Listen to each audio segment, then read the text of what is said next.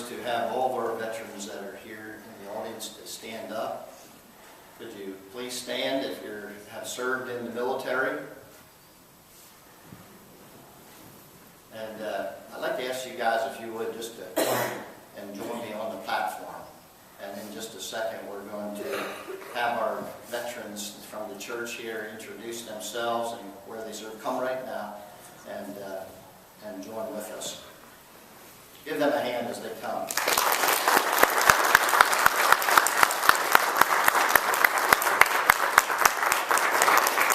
It's also exciting to have in our congregation Pete Thompson, who is an active military person, and Pete came in his camouflage fatigues and serves in the Army Reserve, I believe, as a major in the U.S. Army. Please give him a hand for being here.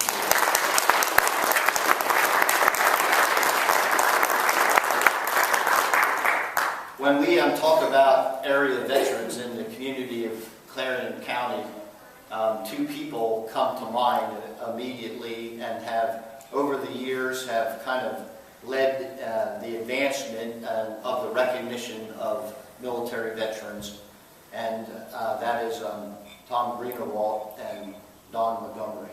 Give them a hand as they're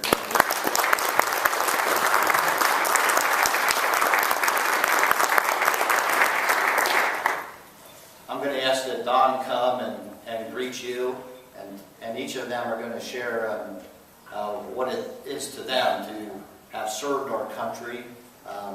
Don in Vietnam, and Tom was in the United States Air Force. But they'll share with you what the experience meant to them, and then we'll have each of our military men come, myself as well. It seems like an eternity ago, 32 years ago, that I was in the military. I think in some ways it has affected my life in tremendous ways, I believe. Tremendous ways in the course and the direction that I would go with my life, having at 19 years of age deciding to first thing go into the military. So give a warm welcome again for Don Montgomery, Vietnam veteran.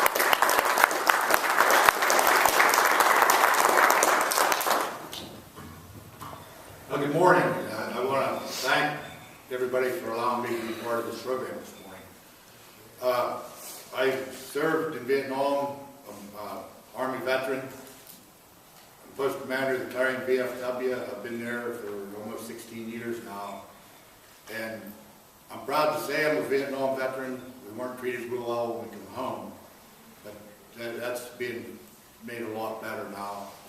But some of that you can't take back, but you step over that and you go on. I try to do everything I can. When I got to be post commander, I made myself a promise that any veterans coming back after that wouldn't be treated like we are. And I've tried to do that, and I think I have done that. I work with all of our veterans in the county to make sure they get the benefits that they're entitled to. If they have questions, I try to find answers for them. But my time in the military, I wouldn't go back and do anything different. I enjoyed it. There was times that weren't so good, but you try to forget those and look at the good times. The people that you met, that you'll never forget them. I may never see them again, but I won't forget them. You know, they're still 19-year-old men. You know, we're a whole lot older than that today. You still remember them the way they were. Like I said, I'm proud to say that I'm a Vietnam veteran. A lot of people still maybe don't accept that, but I'm proud of that. And I'm not going to tie you up here too much this morning.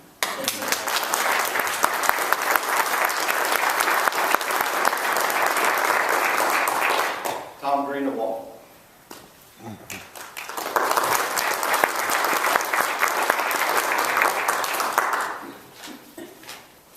I'm not quite as well versed in speaking in front of people. I've done Memorial Day services and things in the Sligo area for the past 25 years. And this is kind of new for me to get up in front of people to speak, and I usually get everybody set up so they can take the blunt of whatever mistakes they make, and I don't have to worry about. I have some stuff here that I had written up. I hope you'll bear with me. Armistice Day, November 11th, the anniversary of the cessation of hostilities of World War I in 1918. And since 1954, it's been called Veterans Day. We are gathered here today to honor those who have served in the services of the United States before and those who are serving in our country at this time. My great uncle served during the First World War. My two uncles served in the Second World War. And my dad served in the Second World War as a paratrooper in the 101st Airborne, serving in Bastogne and other areas. He once told me this, I will never forget this. He told me that he volunteered for the Airborne because the Airborne at that time just came out.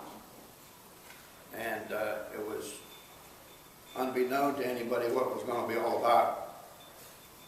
But he said, as being a young man, and married, and having a child on the way and everything, he said the Airborne paid $1 more a month than the regular Army did. And that's why he volunteered in the Airborne. I served in the United States Air Force from April 1962 to April 1966. Myself and 3 other guys, my sergeant and 2 other airmen below my rank, worked on the F-100 Super Sabre jet fighter. And we were assigned to the 352nd Tactical Fighter Squadron in Myrtle Beach, South Carolina. And if you ever get a chance to go to the Air Force Museum out in Ohio, out in Dayton, one of our aircraft, I don't remember what the tail number was on it, they've got it set off beside a B-47, and the B-47 Towers, our fighter.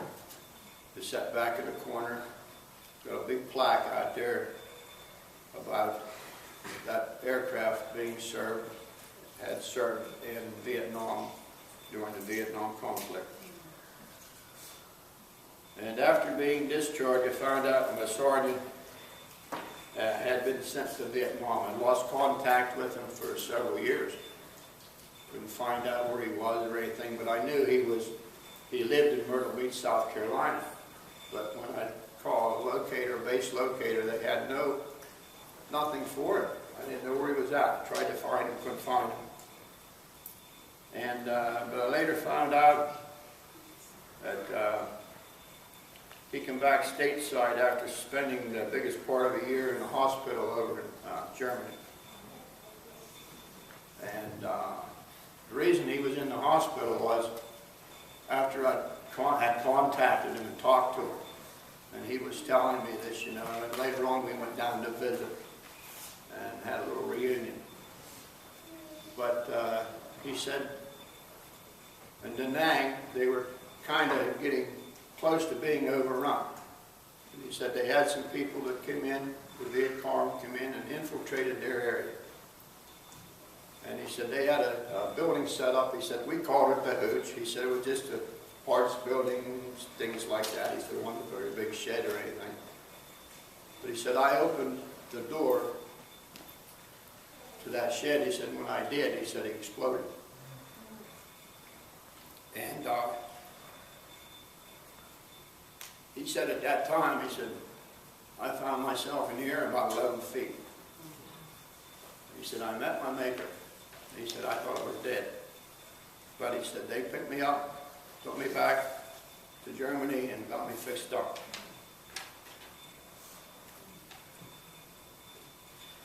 And this time we must ask ourselves as a nation, are we serving veterans even half as well as they have served us? As we honor 23 million living veterans from the greatest generation to the latest generation, let us never forget the debt that is owed. No government commission or single dollar amount can adequately repay what has been given to all of us throughout the nation's history. Through their blood, service, and sacrifice, veterans have given us freedom, security, and the greatest nation on earth. We must remember them and must appreciate them. You can show your support by simply just saying thank you to the next veteran you meet. God bless you all for coming here today. And God bless our veterans. And may God bless America. Thank you.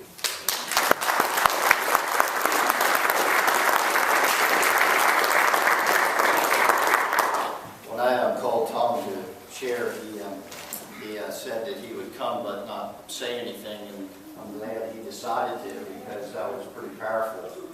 I think it would cost the service more than $1 to get me to jump out of the plane. You know? But thank you for sharing, Tom. We have in our congregation another 2 Vietnam vets, and Mike Aaron, who you all know is in our congregation, is going to come and share his experience as being a veteran.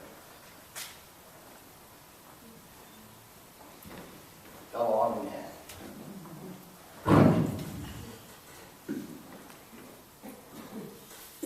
I made myself a few notes here this morning, not on what to say, but probably what not to say this morning. But rather than talk to you about my Vietnam experience, I want to talk to you just a little bit about my war beyond Vietnam. To maybe be a little vulnerable with you this morning and let you know what it was like. I came home. When we ran off the field, within 24 hours we were back stateside and sitting on our front porch.